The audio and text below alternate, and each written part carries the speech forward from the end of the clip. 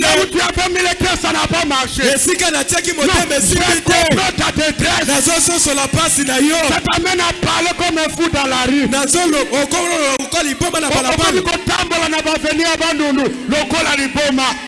En train de parler, en train de monologuer. Imagine ta détresse. Nous sommes ici. Mais tu es déjà le premier. Tu vas manger quoi? Les enfants vont manger quoi? Les enfants ne savent pas que tu n'as pas l'argent.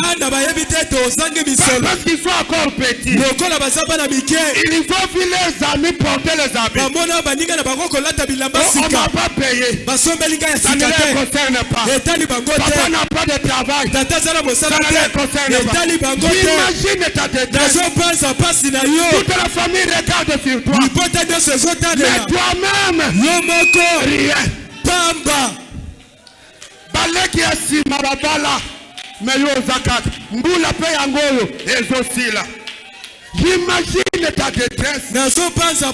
J'imagine ton mal. Les affaires qui ne progressent pas. Des choses qui n'avancent pas. J'imagine ta détresse. La Bible dit tous ceux qui sont dans la détresse et qui avaient des créanciers.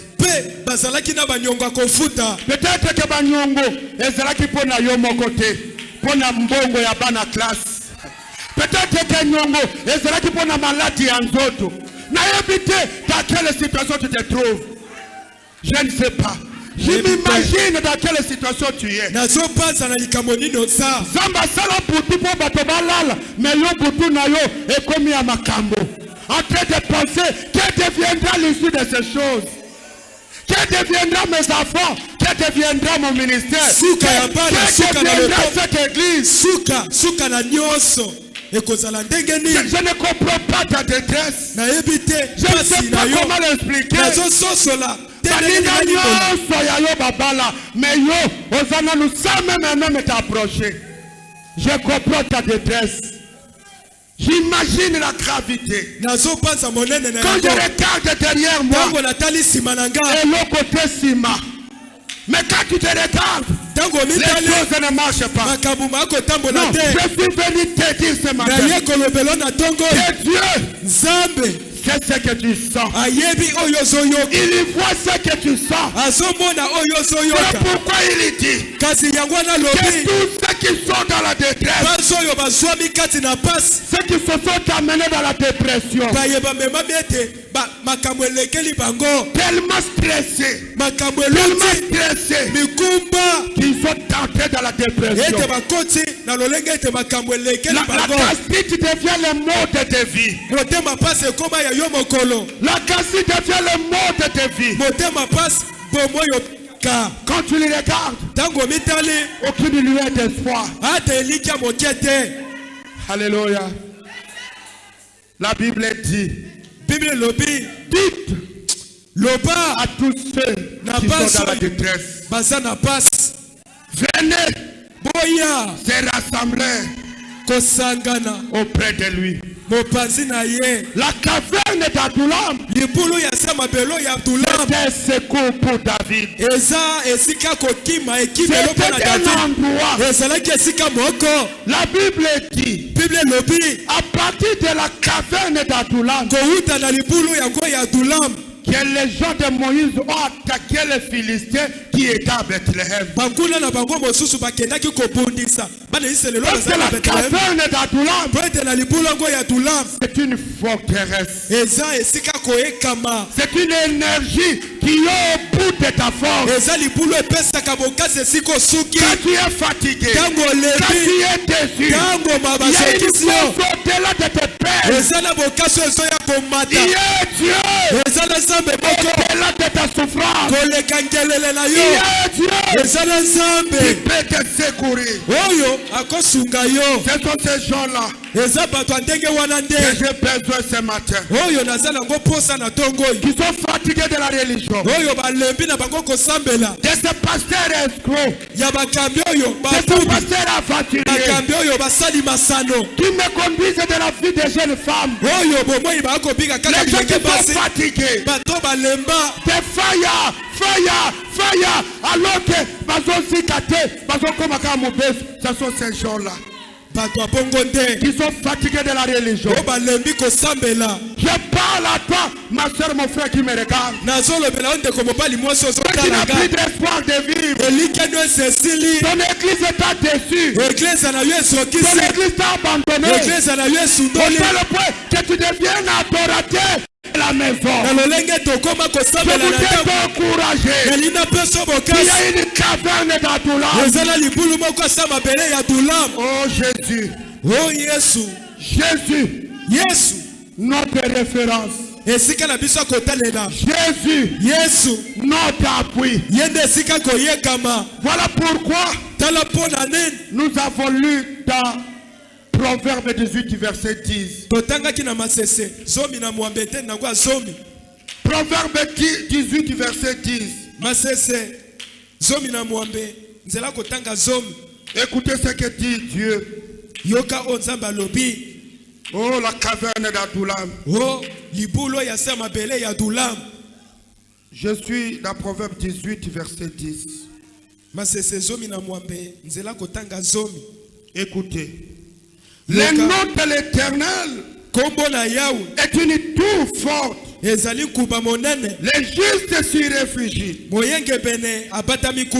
se trouvent en sûreté. La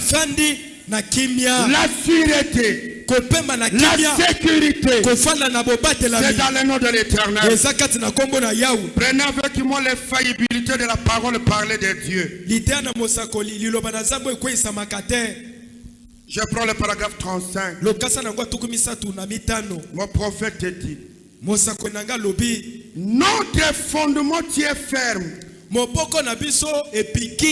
Les fondements de Dieu.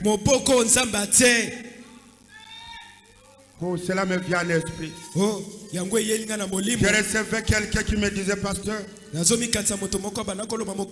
papate, Nazana mamate, Nazanga imoko. Non, même si tu es dans cette situation, Ozana papato, Ozana mamate, mais tu as quelqu'un qui t'a aimé plus que ton père. Son nom c'est Jésus. Écoutez ce que dit frère Branham. Les fondements de Dieu. Dieu a placé dans Sion la pierre angulaire. Nous y sommes. Ça ne peut pas glisser. Ça ne peut pas patiner. Ça ne peut pas basculer.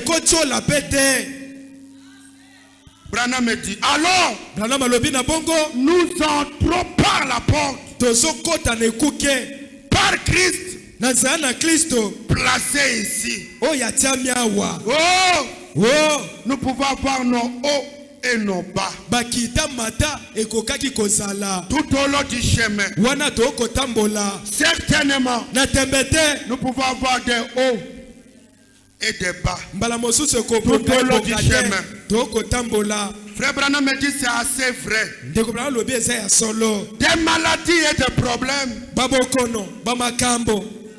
Le tableau est sombre. Les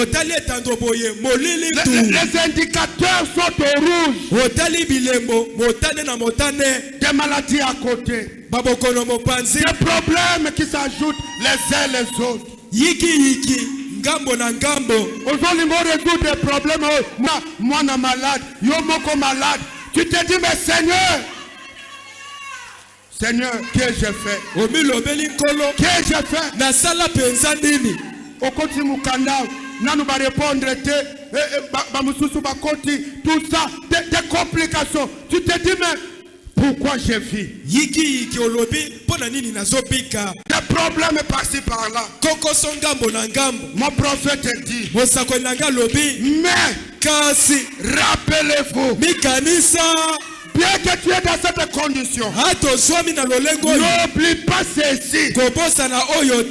Il y a une grande cohorte d'anges. Eza na molongo monene ya bange. Tout au long du chemin. Liboke na bange na nzela. Qui vous porteront à tout moment. Oyo bakomemaka yo tango nyonso. Ils vous relèveront en cas de chute. Bakotombola yo tango lingo selungwa. Oh oui. Iyo. Il est là. Azawana. Il l'a promis. Alakaki yango. Il devait frayer une voie pour cela. Esengela kiakela nzela pona yango. Il y a une voie. Ezana nzela moko. La grotte.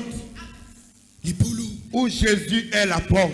Esika lango Yesu asekuke. Même si pendant le parcours, Ata wana okotambola. ça n'a pas été rose. Kita mata. Ça a échoué ici. Tango nyonso kotutana Ça na a poto. échoué là-bas. Tango nyonso esimbite. Non, je suis fatigué. Ah na lembi. Tu deviens celui qui raconte les histoires des échecs. Yo komi o abetaka kaka lisolo ya botutani na poto. Jamais le succès dans l'histoire. Nano longa te ata moke. Quand j'avais ça, ça n'a pas marché. Omeka we simbite. Quand je suis allé comme ça n'a pas marché. Tango na meka kia we simbite. Ghana me dit. Kita mata. Rappelle-toi ce matin. Mikanisa na tongo. Que malgré ce tableau sombre. Ate tando molili tu oyo. Dans la caverne d'Adoulam. Na libulu asama bele ya Il y Abdullah. a une cohorte d'anges. Eza na lipoke na banche. Il y a une cohorte d'anges. Eza na molongo na banche. Même dans la vallée de l'ombre de la mort. Ata na lopoko ne liliki na kufa. Ils sont là. Baza wana. Même dans cette maladie-là. Ata na bokono wana. Ils sont là. Molongo na Même banche. dans tes problèmes là. Ata na kokoso na yo wana. Ne prends pas l'alcool. Komela masanga kwiti L'alcool te. n'est pas une solution. Masanga kwiti eze ya Ne note. prends pas de je ne sais pas quoi. Komela bimela melate. Kokene kolekisa tango ya kotala match te. Na bimananga na kevanda tana ba. Te. Kolemba te. Kolemba te. Alléluia. Amen. Il y a une cohorte d'anges. Ezana molongo ya banche Ils batakami. vous relèveront en cas de chute. Bakotombola yo tango lingo selingwa. Mon prophète dit. Bosako nanga lobi. Ainsi, Na bongo. l'unique voie qu'il pouvait frayer Nzela se moko oye esengela kia pasola. était la pierre angulaire. Ezalaki libanga na moto. La pierre précieuse. Libanga ya motuya oyo. La pierre éprouvée. Libango bameki pe simbi. L'élu. Moponami.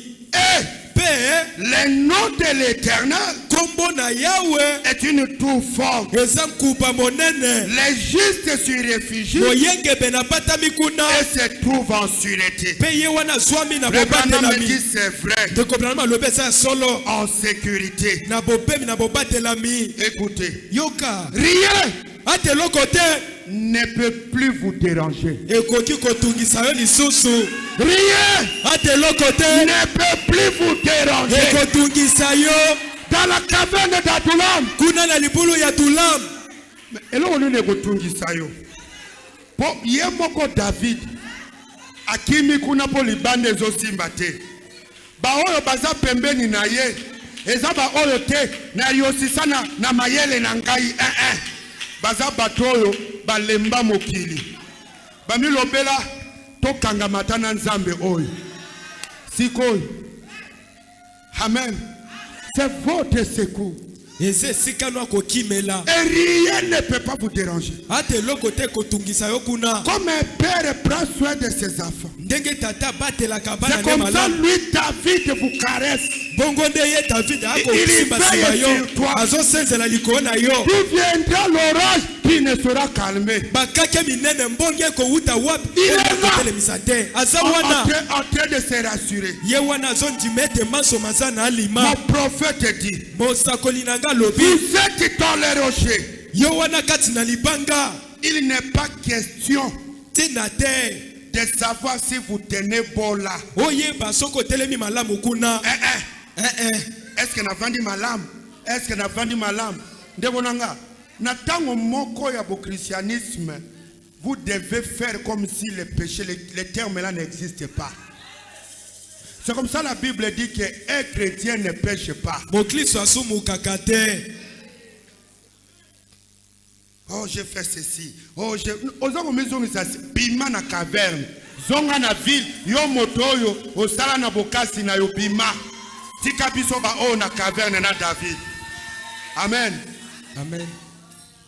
Frère Branham me dit, il n'est pas question de savoir si vous tenez bon. Il est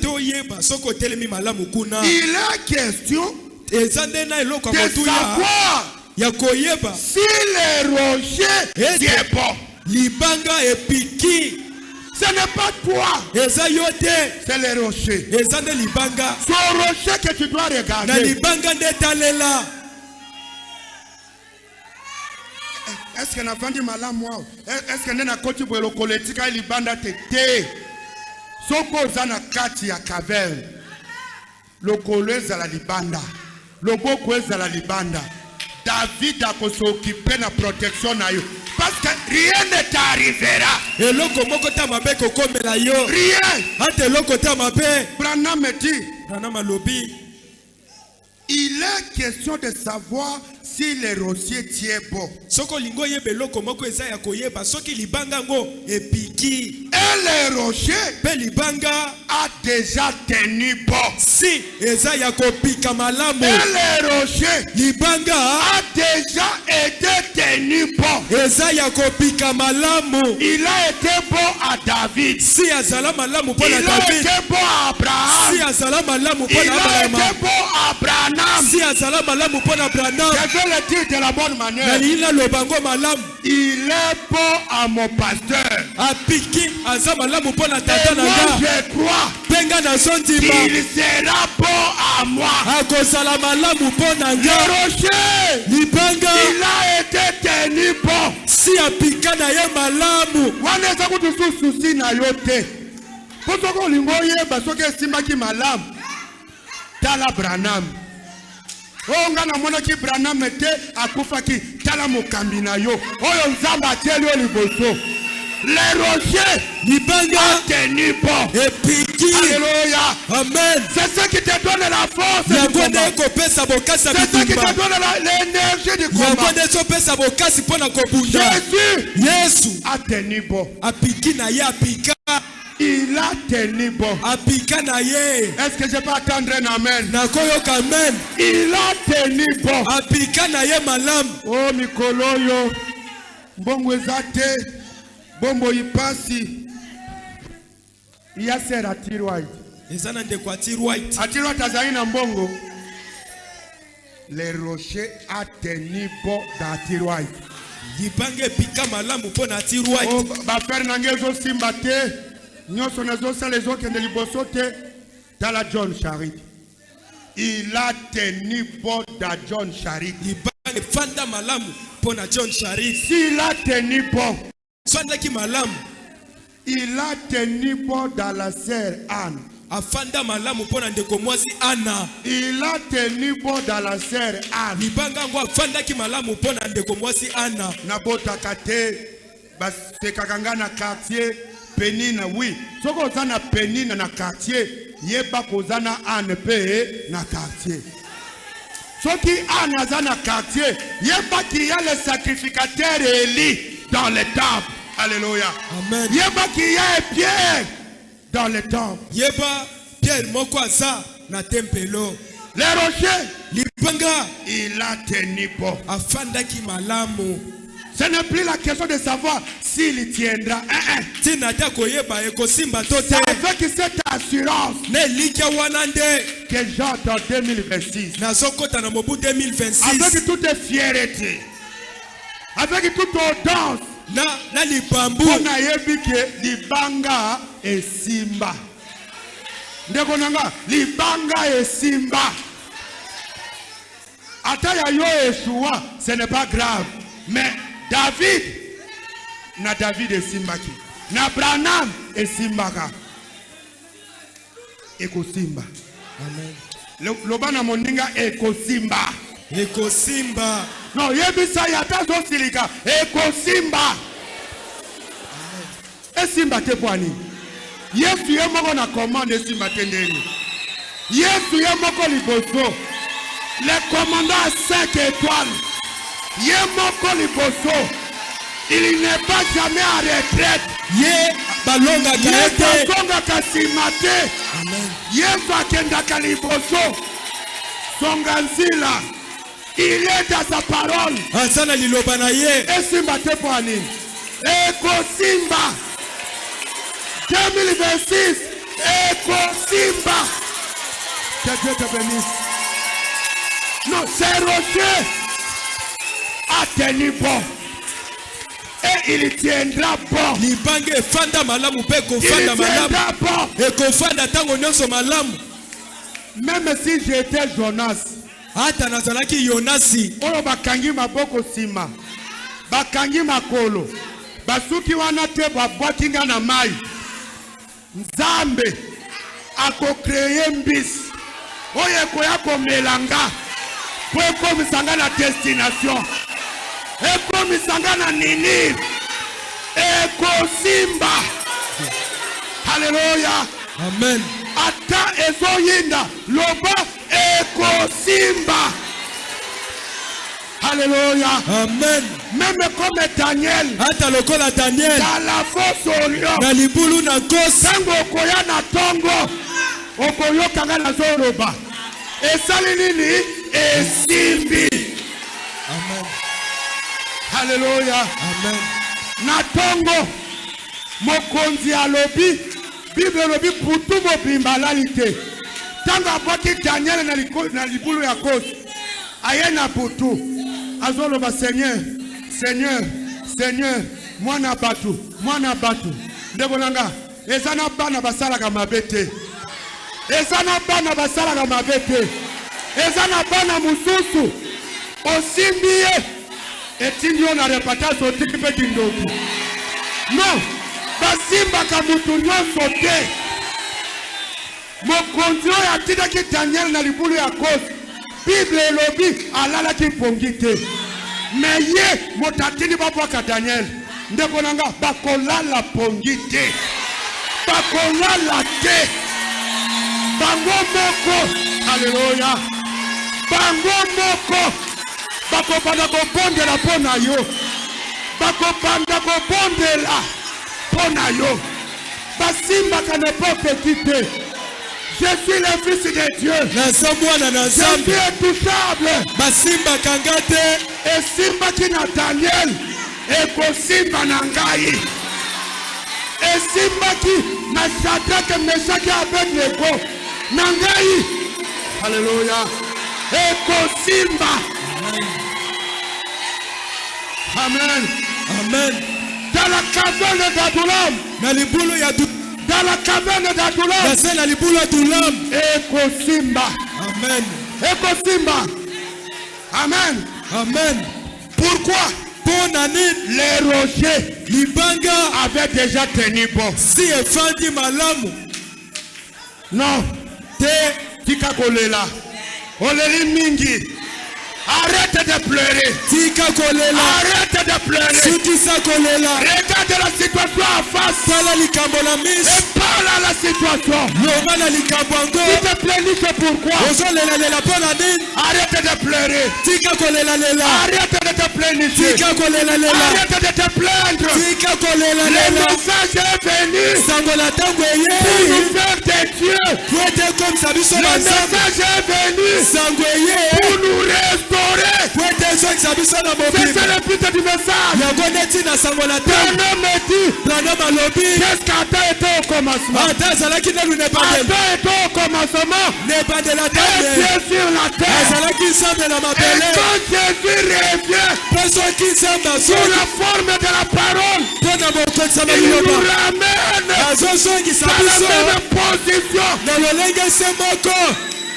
Adam n'avait pas pleuré pour manger. Adam n'avait pas fait jeu l'honneur. Arrête de pleurer. Regarde au rocher. Il a tenu bon. Il y tiendra bon. Il a tenu bon. Il tiendra bon. Écoutez. Yoga. Ozo banga maloba pona nini. Mokeli na oye moko. Azui Adam et Eve pamboli bango. Alobi, allez prospérer à tous égards. Soyez féconds. Nzambe ye moko. Apamboli bato bakei. Na pamboli bino bokenyi. Bobota. Bosala nini. Meyoka. Apamboli bango. Me bakeke échoué. Nzambe apamboli. Mada et Ève ba échoué. Soyo zobanga koloba. Ozobanga ko prophétiser. Non. Même si tu échoues, essaye encore. Essaye encore. Lui-même a échoué. Et toi tu as peur de quoi? Il connaît toutes les choses. Si tu as envoyé dans cette église, c'est parce qu'il sait que ça tenir bon. Ne crée pas petit troupeau. Ne craignez pas. Tu as peur de quoi? C'est pourquoi la nuit de traversée, ça sera une nuit prophétique. Je vais prophétiser sur vous. Quoi qu'il arrive, si ça ne s'accomplit pas, c'est sa honte à lui. Il a dit, prononcez la parole et Dieu l'accomplira. Tu as peur de quoi? Dieu permet certaines choses pour accomplir ses attributs. C'est ça le plan de Dieu. Tu as peur de quoi? Regarde au rocher. Dieu avait la tribu du sauveur. Il avait la tribu du sauveur. Mais il ne pouvait pas dire ça à Adam et Ève. Il y a des choses que Dieu ne te dira pas. Mais toi, sois dans la caverne d'Adulam. Sois dans ces rochers. Dieu accorde beaucoup d'attributs à manifester. Non, il a encore beaucoup d'attributs à manifester.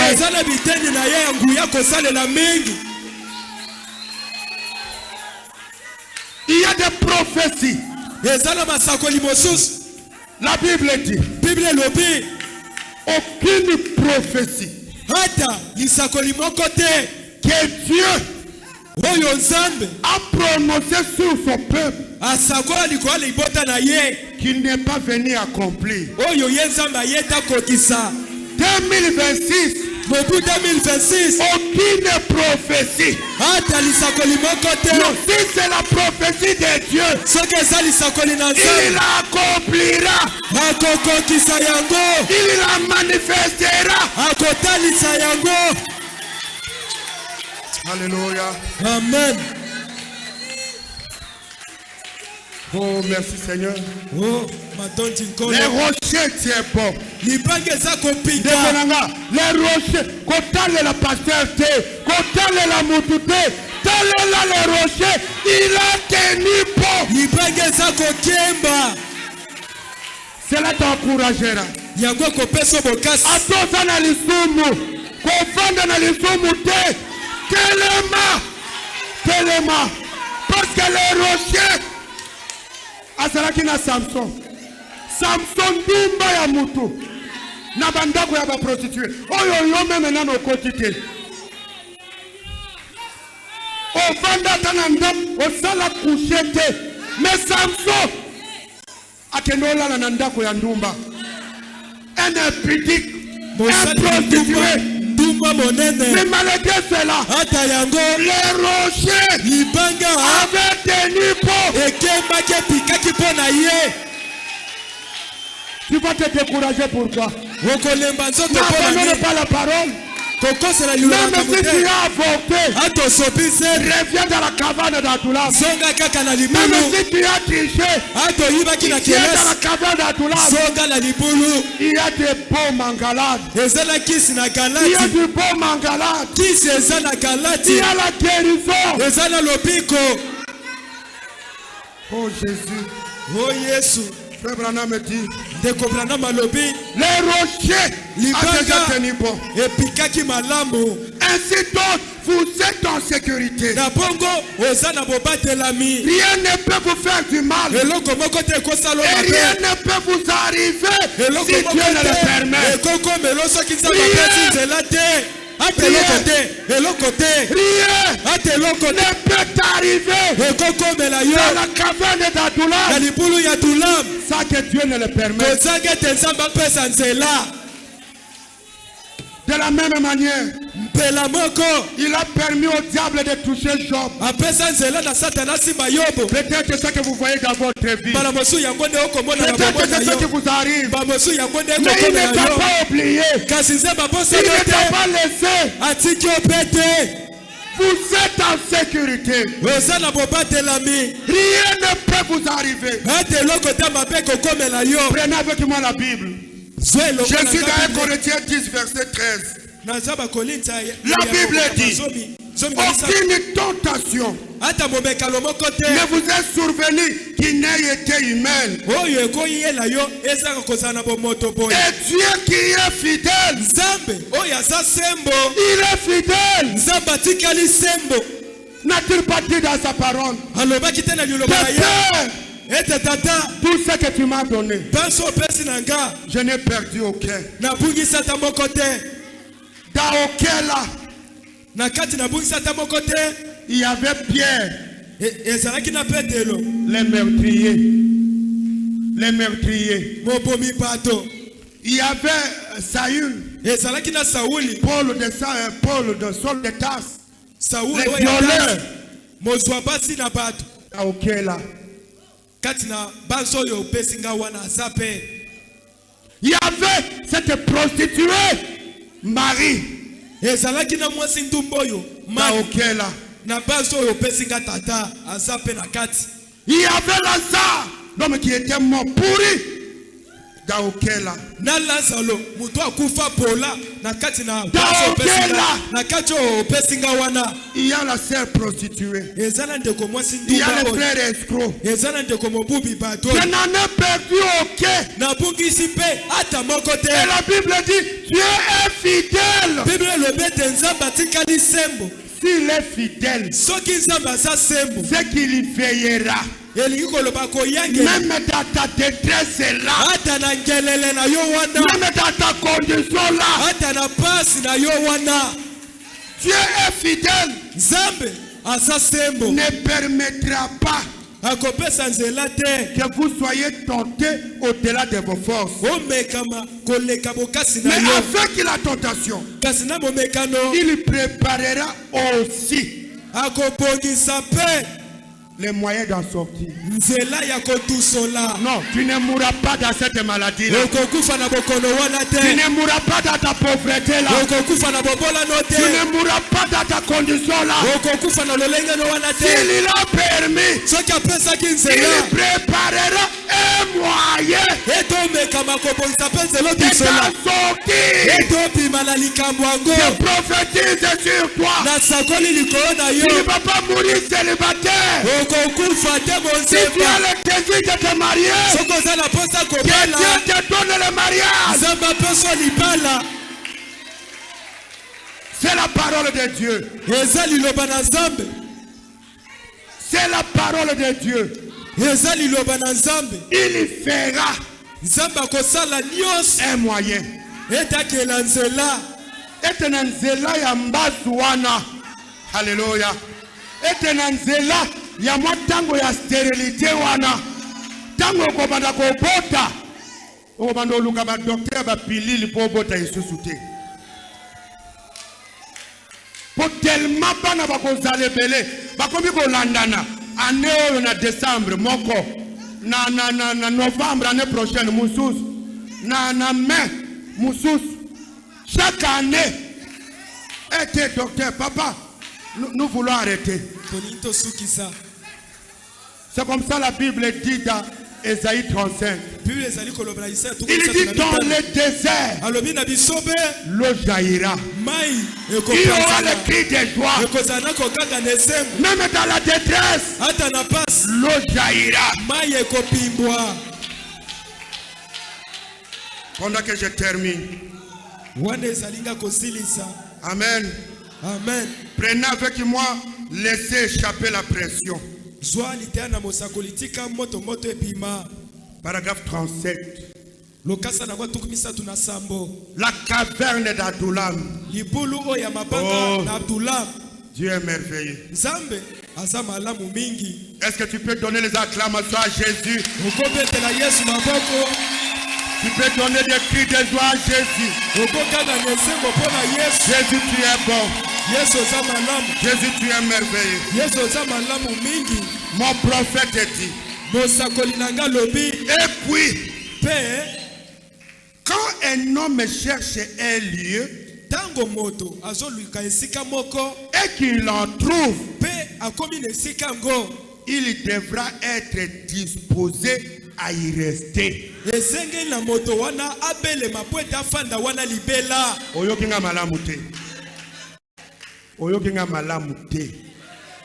Mbule zo beta makasi, bagrel libanda ba tonnerre et tout. Oluke sika ya kobatam.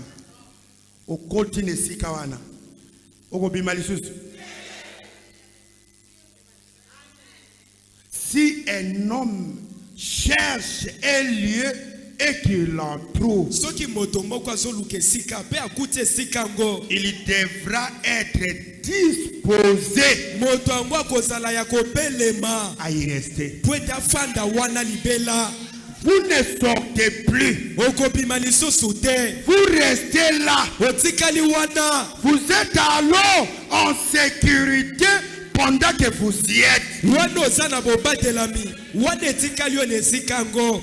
Bambois méchants, les chiens méchants sont lancés pendant cette période. Bambwa isobe, bambwa yeswaka bato, batika ngo na batango ngo wana. Des chiens sont partout dans les avenues. Bambwa yeswaka. Ils sont dans des quartiers, ils sont au marché. Ils sont lancés à dessein. Batiki bambwa ngo pwete bako isalinaka moko. Vanda na caverne. Amen. Tikala ne bomami. Place au nzamba bombio. Kobimate. Oh, nabima na lukera bana soso. Mbwa kuswayo. Naluka moi meshe à l'étranger. Mbwa akuswayo. Tikala. Alléluia. Atanzala, ataminyoko. Yemoga lobi, il prendra soin des siens. Yemoko akotale la baye ya ye. Oh, master to sala kopo, omoni na tango yo, mwa marché zala kamalam. Vanda. Vanda. Atana moto verseme zaka 1000 francs. Kede na 1000 francs wana. Loba vérité ne te compromet pas. Les lots ont travaillé dans 50 000. Les lots ont travaillé dans 10 000. Les lots ont travaillé dans 5 000. Ne te compromets pas. Quand tu te compromets, obimi na caverne d'Adullam. Wana atali kama yo moko sali boye. Mwambonga ngo nyonso bomba ki ya muyibi wana eke na urgence. Ako so kutana docteur moko na tiki komona ko pesa ya ata 40 ordonnances. Kapa tonga maputa ya DPS. Amen. Tikala bombama. Kopi mate bamba bazali banda. Ils sont comme ça. Mino libanda. Mino libanda. Yozo kanisa so kande likolo mino na se mino batiende soso na katikati. Tango zo cha mutu boy. Oh Seigneur, tu m'as abandonné. Et pourtant le pasteur a prophétisé sur moi. Seigneur, tu devais une source se tromper. À sa source se tromper, c'était la fidélité de Dieu n'exclut pas sa justice. S'il est fidèle, c'est qu'il est juste. Et s'il est juste, c'est qu'il est bon. Il est bon. Il est bon. Mais dans sa bonté, il a sa justice. Dans sa justice, il a sa fidélité. Mon prophète dit, Vous êtes alors à sécurité. Na pombo sana. Oh, quel est soulagement. Oh, keso nini oyo. Cela doit avoir été de trouver un endroit. Ya kozala ne sika moko bo oyo zui pona kopema. Dès que vous en franchissez les seuils, tango kako koleka ne sikango, les portes se refermeront derrière vous. tango koti ne sikango bikuke sima na yo ekangami. Omwene na yebisa kibino yokota veste etikali na porte oyo akokanga porte yote yango moko akozwa soin ya kobatela veste etikala na porte te pasteur lokolo etikali na mokili tikala na nzambe ye moko akokende kozwa lokolo wana po ekuke yo te moto kokanga ye nde azokanga. Maintenant comme il prend soin de ses enfants tango azokanga ekuke yoko kanga lokolo ya mwana na yo ekuke okosala nini? Yo lengi bakotisa yango te, tika nzambe akotisa lokolo na yo. Amen.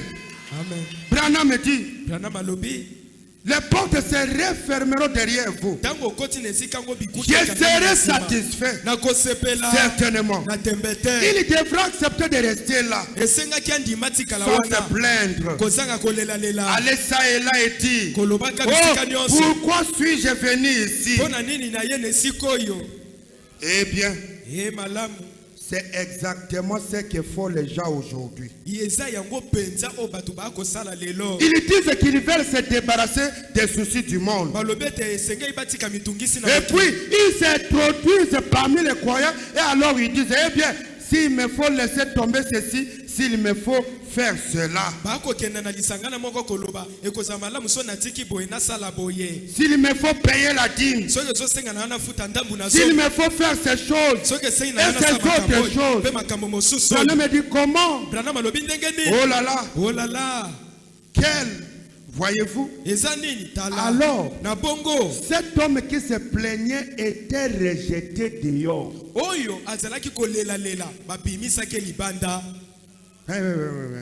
Oliotikala na caverne okoti obimi oketala kolela lela kaka tango ekuke kokangama akozala libanda yango ndeko na ngai soko oza na sango oyo kangama na yango bondela nzambe akomisa yango nzoto kati na yo tika lisusu kozongela mokili soki daye mokili regretaka tindi okota regretaka petit openda masa aishape ngai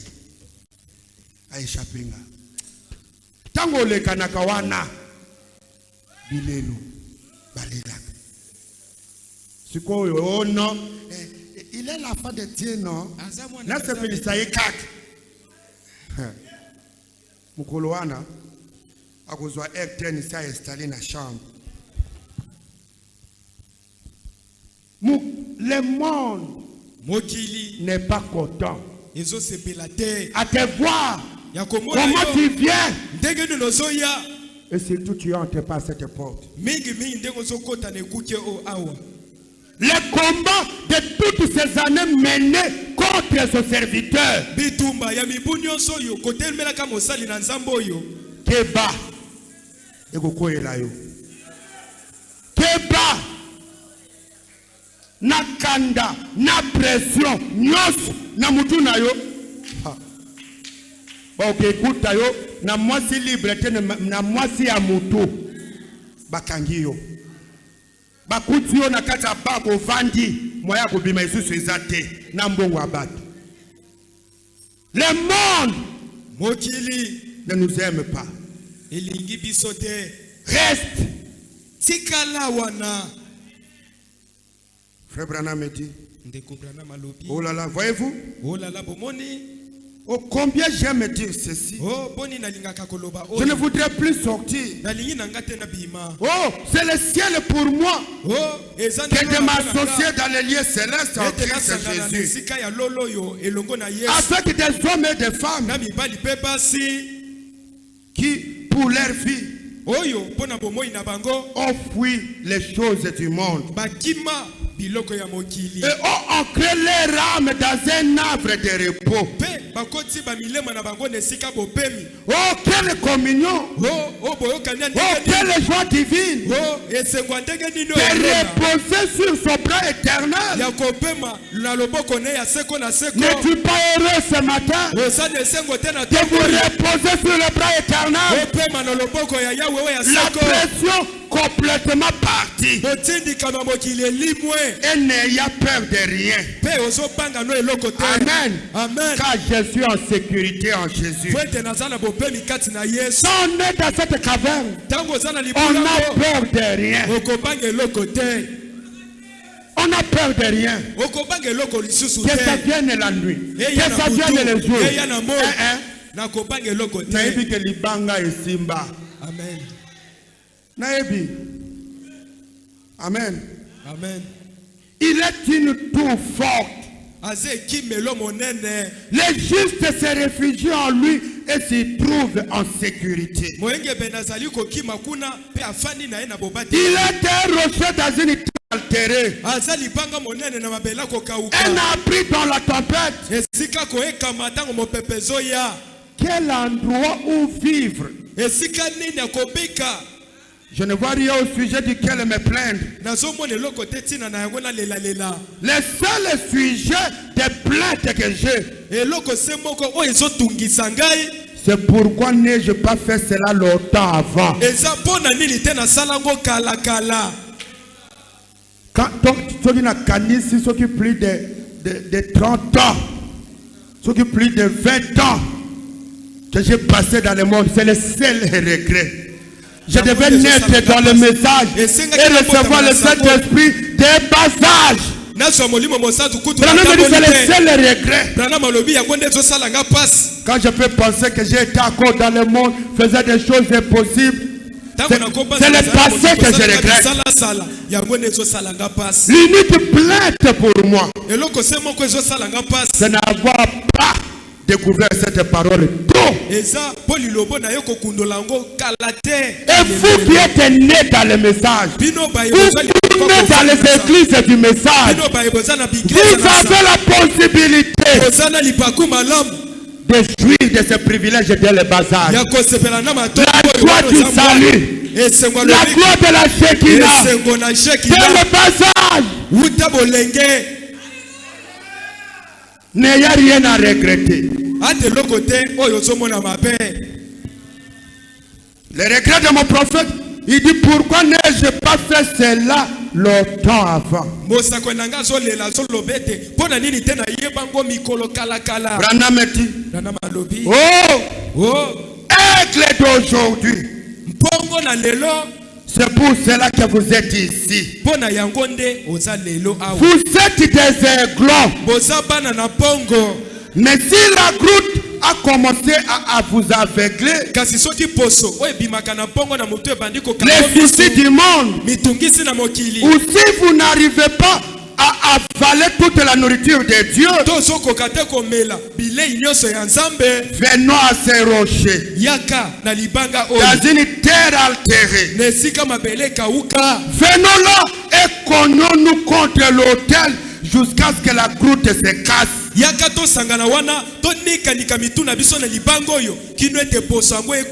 nos yeux voient de nouveau clairement Jésus. Et que les soucis du monde soient dissipés. Alors la pression s'échappera. Il est un rocher dans une terre altérée. Un abri dans la tempête. Un refuge. Un arbre de repos pour ceux qui sont fatigués. Venons à cet endroit. Venons.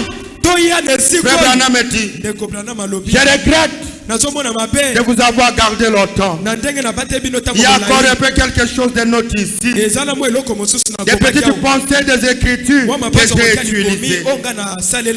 Mais il est temps. Oh petit aiglon. Peut-être une jeune fille. un jeune garçon. Ba mosusu elenge mobali. Ou peut-être une personne âgée. Ba mosusu mobange na moto. Ou d'âge moyen. To oyo aza na mibu ya katikati. Pourquoi êtes-vous ici ce matin? Nazotuna yo. Pona nino za awa na tongo yo e. Pourquoi es-tu venu aujourd'hui ce matin? Lobelanga pona nino ye awa na tongo yo. Jeune fille, Elenge mwasi. jeune garçon, Elenge mobali. personne âgée Yo mbuta ou mutu. de moyen âge. To baye bazana mibu ya katikati. Pona nini? Mon prophète dit, Mosakoli nanga lobi. vous êtes certainement un aigle. Na tembete oza pongo.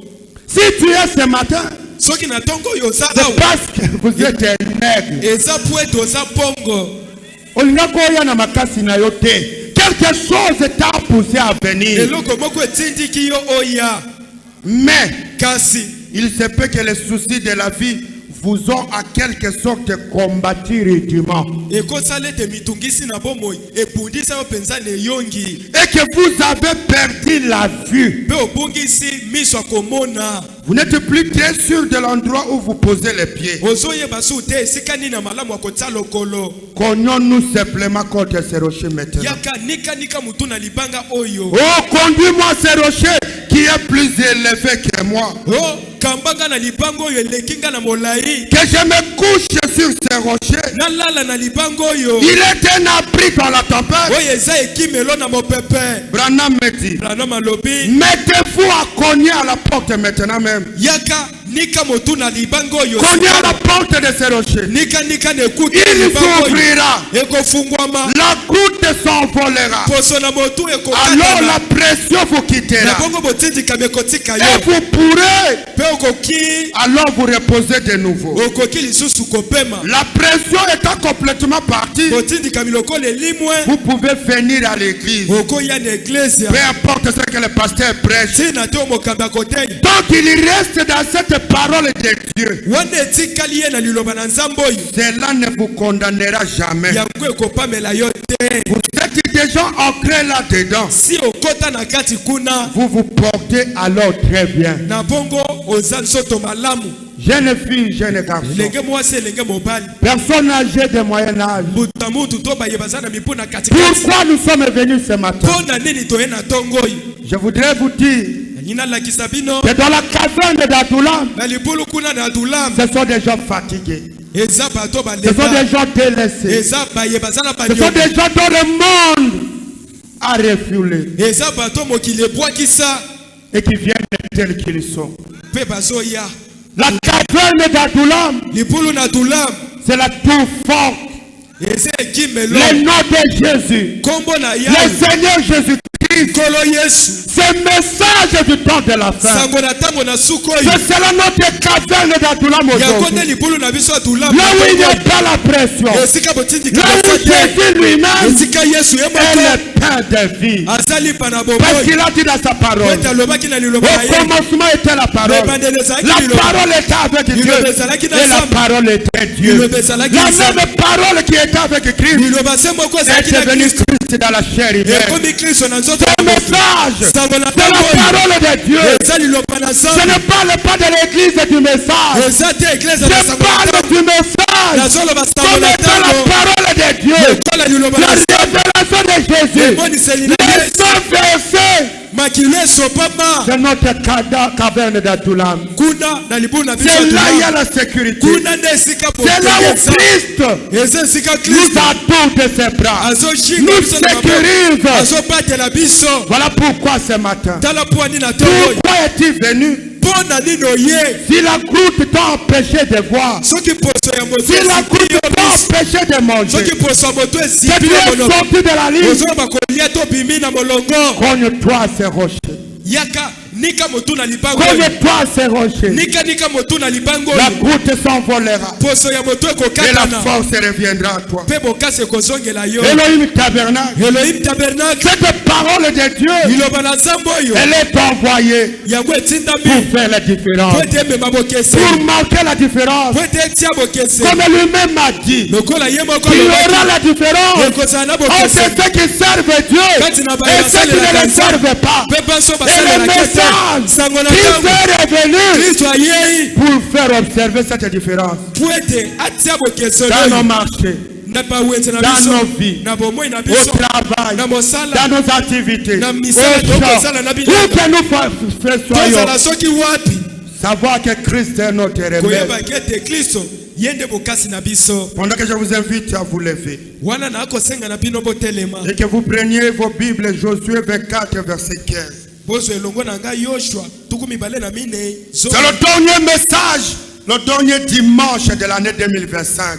eza sango na suka ya mobu 2025. La Bible dit, Bible ezali koloba et si vous ne trouvez pas bon de servir l'Éternel, pe soko moni na yo te na tina te choisissez aujourd'hui lelo kaka pona qui vous voulez servir. nani olingo salela Ou les dieux qui servaient vos pères au-delà du fleuve, to nzambo batata na bino bazala ko salela kuna koleka mbu ou les dieux des Amoréens dans le pays desquels vous habitez. to nzambe ya bamola na ekolo yoyo zopika. Mon frère, ma soeur, choisissez quel Dieu vous voulez servir. yekonaga mobali ya mwasi lelo pona nzambe nani olingo salela. Choisissez.